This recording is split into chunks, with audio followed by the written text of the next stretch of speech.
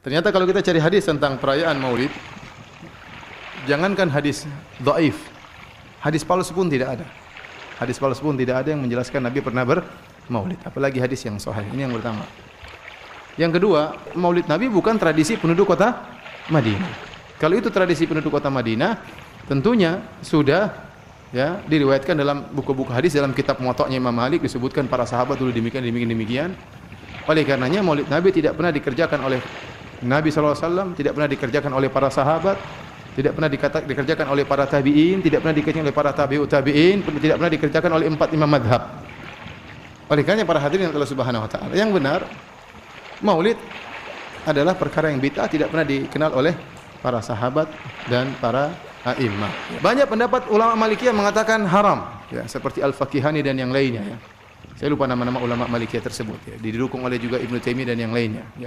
Ternyata kalau kita cari hadis tentang perayaan Maulid, jangankan hadis dhaif, hadis palsu pun tidak ada.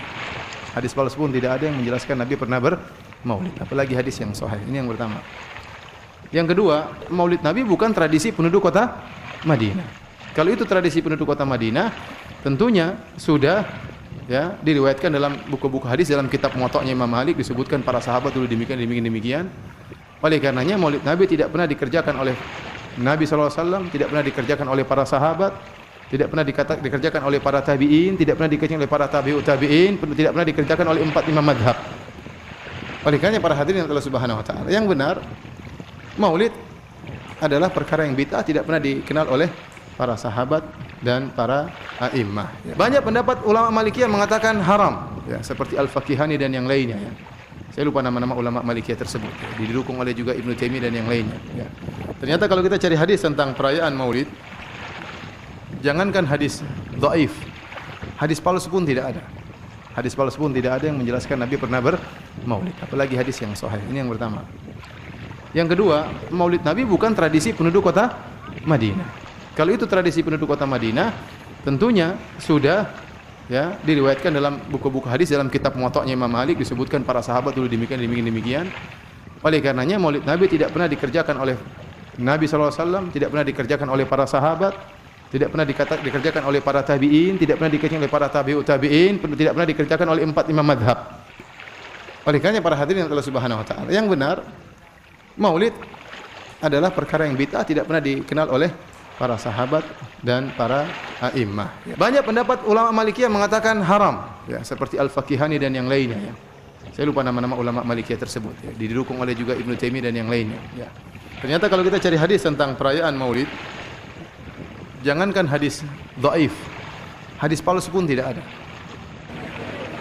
Mohon penjelasan mengenai perkataan Imam Al-Faqihani, Maulid ini adalah bid'ah yang diadakan golongan yang malas dan nafsu syahwat yang mengenyangkan orang yang kuat makan. Al-Hawail Fatawi, Imam Asyuti. Apa betul Ustaz? Soalnya banyak diposting orang-orang yang anti Maulid. Al-Faqihani satu pendapat. Kenapa tak pakai pendapat Al-Imam Al-Hafiz Ibnu Hajar Al-Asqalani? Kenapa tak pakai pendapat Al-Imam Al-Hafiz As-Suyuti? Kenapa tak pakai pendapat Al-Imam Al-Hafiz Abdullah Al-Ghumari? Kenapa posting satu saja? Apakah karena tak tahu yang lain? Atau karena ada sesuatu? Oleh sebab itu maka khudh ma safa da' ma qadar. Ambil yang jernih, buang yang keruh. Saya tak menyalahkan Al-Faqihani. Mungkin di zaman dia orang datang maulid itu orang lapar semua, tak ada makan. Karena maulid itu memang ada 4 unsur, kata Imam As-Suyuti. 4 unsur. Pertama, ada yang baca Quran. Yang kedua, membaca maulid sejarah Nabi. Yang ketiga, menyambung tali silaturahim, tausiah. Yang keempat, ta'am, makan. Jadi di zaman Al-Faqihani, mungkin zaman itu banyak orang-orang lapar, rakus ikut. Kita tak ada. Masih banyak kue yang belum dibuka lagi.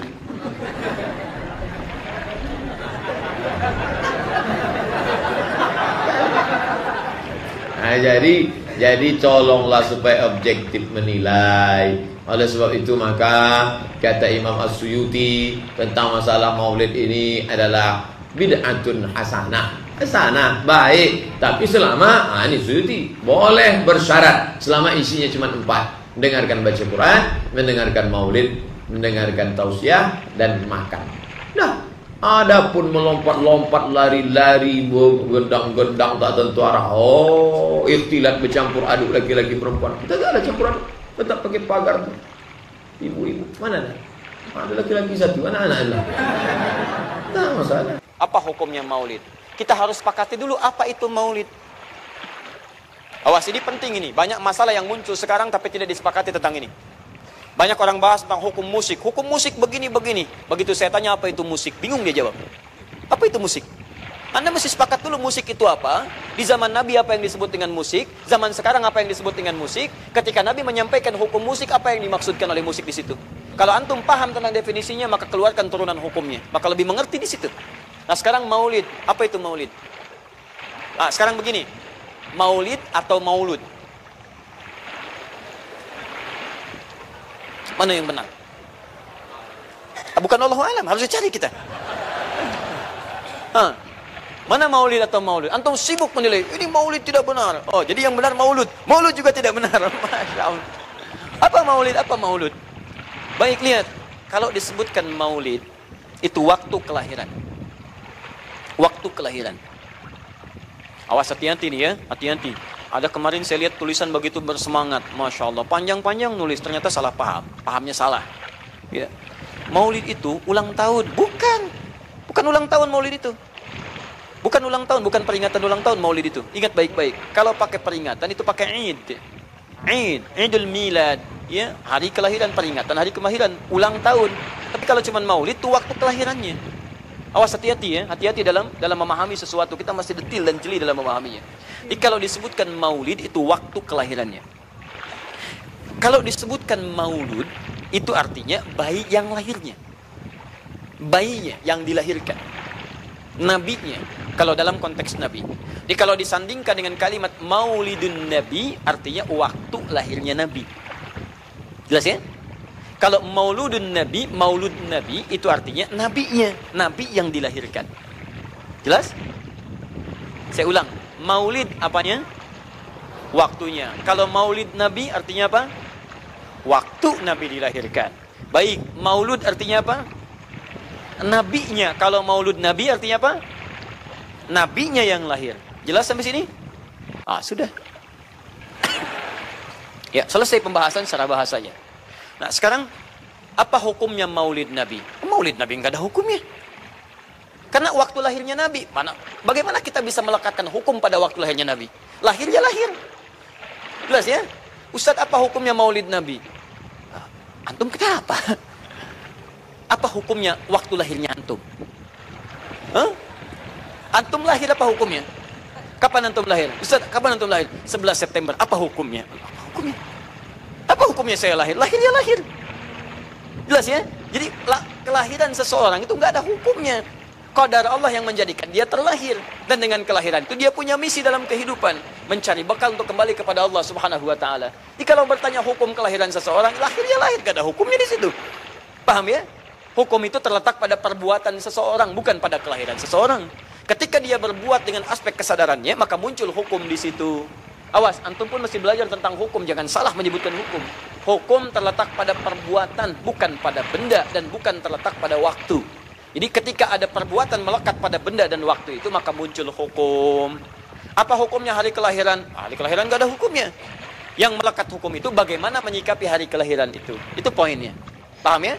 Ketika ada perbuatan melekat kepadanya, maka di situ ada hukum. Maulud itu bayinya, berarti nabinya. Apa hukum maulud? Apa hukumnya nabi? Nabi yang lahir gak ada hukumnya. Jadi kalau anda menolak maulud dengan pengertian seperti ini, maka anda keluar dari Islam. Kalau dalam hukum seperti ini, saya menentang maulid Nabi, berarti anda menentang kelahiran Nabi SAW. Saya menentang maulud Nabi, berarti anda berhadapan dengan Nabi, anda musuh Nabi. Jadi kalau anda dimaksudkan dengan kata maulud dan maulid, anda tidak bisa menentangnya, bisanya menerima. Saya menerima. Kenapa? Karena dalam pengertian bahasa, maulid itu artinya waktu kelahiran. Maulud artinya nabinya. Nabi Isa 600 tahun sebelum lahirnya Nabi Muhammad SAW. Perhatikan, ikutan bahagia dengan kelahiran Nabi. Sampai kebahagiaannya diungkapkan pada umatnya. Antum Nabi bukan, Rasul bukan. Maaf, tidak punya mukjizat seperti Nabi Isa. Mayat dipanggil-panggil nggak bangun, diusap penyakit makin sakit. Tuh, lalu antum tidak bahagia dengan kelahiran Nabi, antum siapa?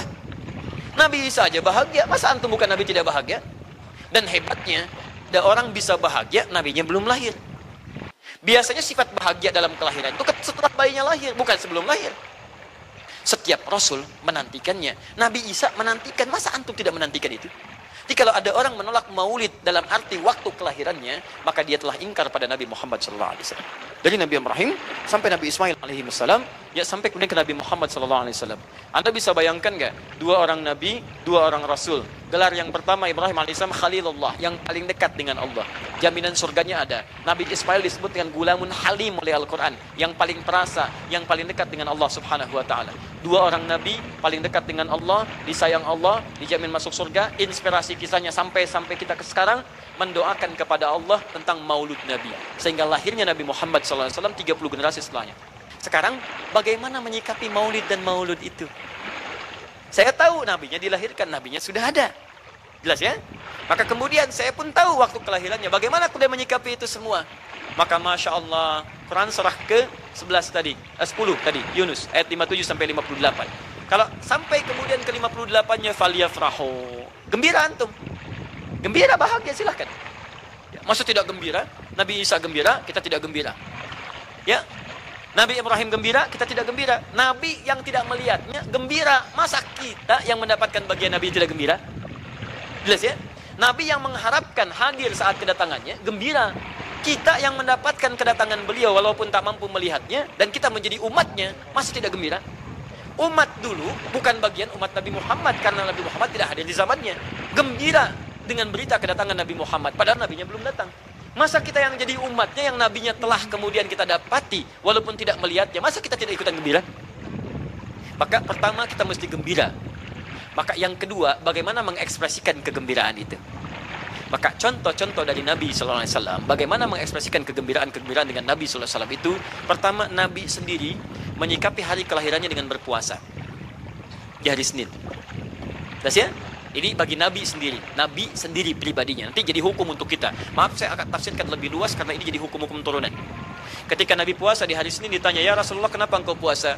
Kata Nabi, dzaka yauma wulidtu, bima makna, ini adalah hari aku dilahirkan. Hari aku dilahirkan.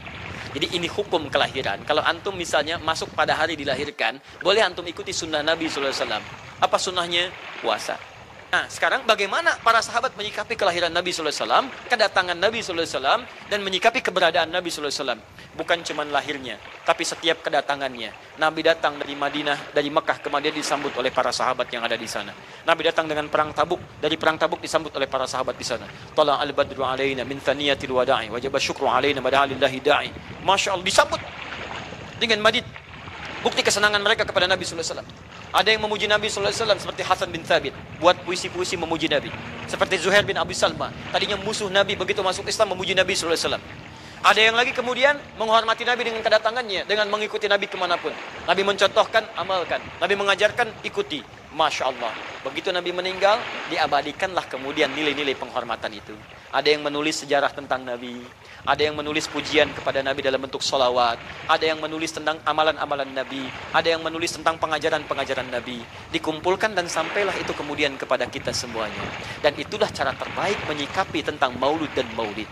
Apa cara terbaiknya? Keluarkan ayat-ayat Qur'annya. 1. Quran surah ke-33 ayat 21-nya. Laqad kana lakum fi Rasulillahi uswatun hasanah. Sungguh ada pada diri Nabi SAW suri teladan terbaik untuk kita. Maka jika antum misalnya hadir momentum kelahiran Nabi SAW, ketika ada momentum itu, maka para ulama kemudian mencoba untuk menampilkan nilai-nilai tadi untuk mengembalikan kita pada tuntunan Nabi SAW. Maka ditulislah kemudian sirah-sirah Nabi, disampaikan untuk mengenalkan Nabi Muhammad SAW. Mumpung mereka ingat, disampaikanlah pengajaran-pengajaran tentang Nabi. Disampaikan ada pujian-pujian salawat kepada Nabi. Kalau yang dimaksudkan tentang nilai-nilai ini, maka dari dulu sudah ada. Sudah ada. Dan yang sudah ada ini tidak dibatasi dengan waktu. Bukan muncul Rabiul Awal saja. Rabiul Awal ke Safar, datang lagi itu. Safar sebelumnya Safar, Rabiul Awal, kemudian ke Rabiul Akhir, muncul itu. Ke Jumada, muncul itu. Jadi maulid itu tidak dibatasi dengan waktu. Setiap waktu itu maulid. Maulud tidak dibatasi dengan waktu. Setiap waktu itu maulud. Tapi kalau ada momentum bersamaan dengan waktu kelahirannya, kemudian kita hidupkan untuk mengenal kepada Nabi dalam bentuk yang tadi disunahkan dalam Al-Quran dan Sunnah, itu tidak ada masalah. Yang ada masalah itu adalah ketika menghadirkan hal-hal yang bertentangan dengan Al-Quran dan Sunnah Nabi Sallallahu Alaihi Wasallam. Misal, maaf, dulu orang sudah terbiasa mengkaji tentang Nabi, menyampaikan risalah Nabi. Kemudian diisi misalnya, maaf, dengan hal-hal yang bertentangan dengan keadaan-keadaan Nabi. Misal, saya ingin mengajarkan tentang Nabi, tapi ketika mengajarkan tiba-tiba mengatakan pada saat ini Nabi pun datang bergabung bersama kita. Itu yang tidak kita sepakati. Jelas ya? Misal yang kedua, antum nih, mohon maaf, kerja di instansi, bertepatan dengan Maulid Nabi, kita adakan peringatan. Padahal antum cuma ingin mengeluarkan anggaran saja dari situ. Itu bid'ah. Bid'ah. Mengeluarkan anggaran, sekedar hanya ingin dapat anggaran untuk dalam momentum Maulid Nabi, itu yang bid'ah. Maulid bukan makan-makan. Jadi kalau antum mengadakan Maulid Nabi hanya sekedar untuk makan-makan, itu yang bid'ah. Tapi kalau antum ingin belajar menghadirkan momentum itu untuk mengisi ta'lim, sama aja dengan ta'lim kita sekarang. Apakah ada hadis Nabi mengatakan ta'lim khusus di hari Ahad jam 8 pagi sampai jam 10? Tidak ada. Di ta'lim kita bid'ah ini. Jadi kalau antum pahami setiap yang tidak ada contohnya itu bid'ah, Masya Allah, maka akan ada banyak bid'ah dalam kehidupan. Mushaf itu bid'ah, karena nggak ada contohnya zaman Nabi SAW. Antum dari ujung kepala sampai ujung kaki itu bid'ah, karena antum tidak ada zaman Nabi SAW. Ya. Jadi jangan langsung menilai bahwa setiap maulid itu bid'ah. Bukan. Kalau momentum itu ingin diisi dengan ta'lim, ingin memperkenalkan Nabi, ingin mengajarkan syariat-syariat Islam, maka itu tidak ada masalah. Itu mengamalkan petunjuk-petunjuk ayat, bukan mengkhususkan di waktu itu, bukan. Karena ta'lim itu dibuka di setiap waktu, tapi menjadikan waktu itu untuk momentum, karena setiap orang sedang ingat Nabi pada saat itu. Das ya? Kapan lagi kita mendapati orang ingat Nabi? Maka ajarkan itu dan pesankan pada saat itu. Teman-teman, jangan cuma pada waktu ini ya, setiap waktu kita amalkan ingatan kita kepada Nabi sallallahu alaihi wasallam. Makanya saya kalau diundang, Ustadz ada Maulid Nabi, saya datang untuk ceramah, untuk menyampaikan pesan-pesan terkait dengan Nabi Sallallahu Alaihi Wasallam. Adapun masalah ritual-ritual saya tidak ikutan. Makanya paham, begitu saya datang pas ceramah, saya berikan ceramahnya. Nabi begini, apa itu Maulid? Allahu a'lam. Bukan Allahu a'lam, kan antum bikin spanduknya di sini.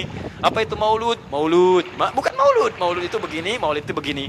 Ketika kita terangkan, kita sampaikan, Masya Allah. Antum tahu apa yang terjadi?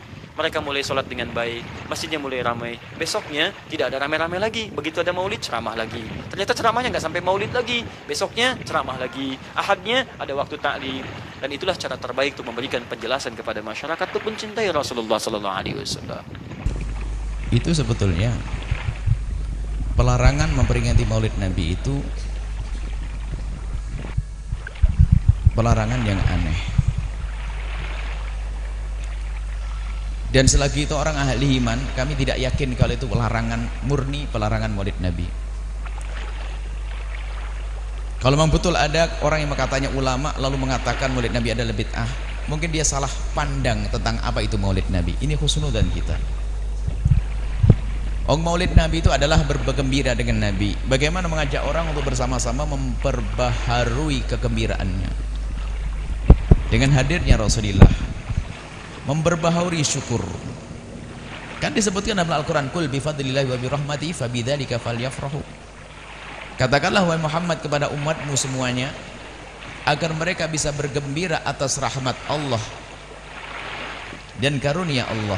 Untuk bergembira atas rahmat dan karunia Allah itu perintah Allah. Makanya kalau seseorang mendapatkan rezeki, hendaknya dia bergembira, mensyukuri. Namanya syukuran. Syukuran rumah, sembelih ayam, ya enggak? Baru sembuh dari sakit, syukuran nyembelih ayam. Kenapa? Dengan karunia Allah hendaknya kita bergembira atas rahmat Allah yang berikan kepada kita, yaitu kesembuhan, maka kita harus bergembira.